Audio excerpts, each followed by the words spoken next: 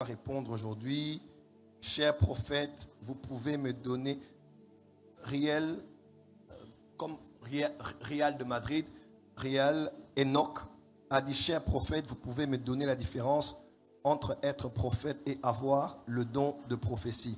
Bon, on a déjà répondu à cette question plusieurs fois dans les enseignements, mais sinon, ce sont des éléments basiques et fondamentaux. Je répondrai très rapidement comme ceci. Nous croyons aux prérogatives de chaque membre de la Trinité, Père, Fils et Saint-Esprit. Amen, amen.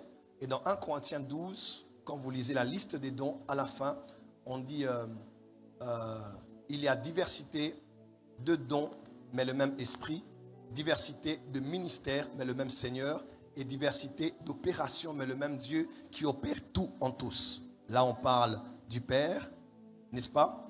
Dieu, on parle du Saint-Esprit et on parle du Seigneur Jésus. Amen. Le Père donne les opérations, le Fils donne les ministères et le Saint-Esprit donne les dons. Amen, amen. Amen, amen.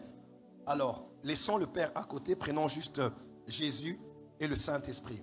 Le Saint-Esprit donne les dons spirituels et Jésus donne les dons ministériels. À vrai dire, dans Éphésiens 4, verset 9 jusqu'en bas, on ne parle pas des 5 ministères. On parle des 5 dons de Christ. Ce sont les dons du Christ post-ascension. Donc, après l'ascension, on dit quand il est monté dans les hauteurs, il a fait des dons aux hommes. Amen, amen. Donc, Jésus aussi a fait des dons. Ce n'est pas les 5 ministères, c'est les 5 dons. Mais c'est eux les dons qui travaillent pour le perfectionnement des saints en vue de l'œuvre du ministère des saints. Mais on appelle souvent les 5 ministères parce que dans 1 Corinthiens 12, on dit le même Seigneur, il y a diversité de ministères, mais le même Seigneur. C'est pour ça qu'on appelle les apôtres, prophètes, docteurs, pasteurs, évangélistes, les 5 ministères. Amen. Donc, quand vous regardez le don de prophétie, vous allez voir cela dans 1 Corinthiens 12, c'est un don du Saint-Esprit. Mais quand vous regardez le ministère ou l'office de prophète, c'est un don de Christ, vous le voyez dans Éphésiens chapitre 4. Amen, amen. Amen, amen. Donc, c'est clair ici. Le don du Saint-Esprit, c'est un don que le Saint-Esprit donne, mais le prophète, c'est un don que Jésus donne. Amen. Deuxièmement, le don de prophétie, c'est un don spirituel. Le don prophète, c'est un don ministériel. Autre chose, le don de prophétie, le Saint-Esprit le met dans le chrétien.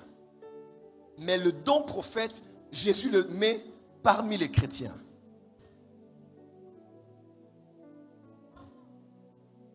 Parce que le don de prophétie est en nous, mais le prophète, il est parmi nous.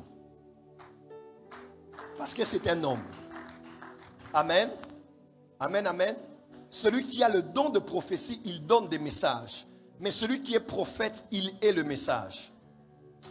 Celui qui a le don de prophétie, il annonce des signes. Mais celui qui est prophète, il est le signe.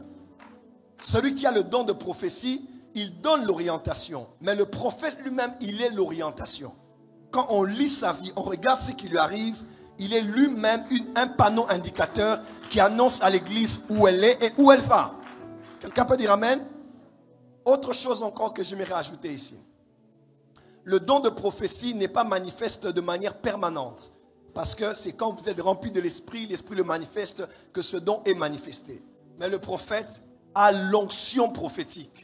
Il a une plus grande autorité quand il prophétise que celui qui n'a que le don de prophétie. Quelqu'un me suit? Et autre chose, celui qui a le don de prophétie peut être n'importe qui, pourvu qu'il soit chrétien. Un chrétien, un diacre, un évangéliste, n'importe qui peut avoir ce don s'il est en Christ. Mais ce n'est pas tout le monde qui est prophète de ministère. Et la plus importante de toutes les différences, c'est que celui qui a un don du Saint-Esprit manifeste la puissance de l'Esprit. Mais celui qui est prophète, il exprime la continuation du ministère de Jésus.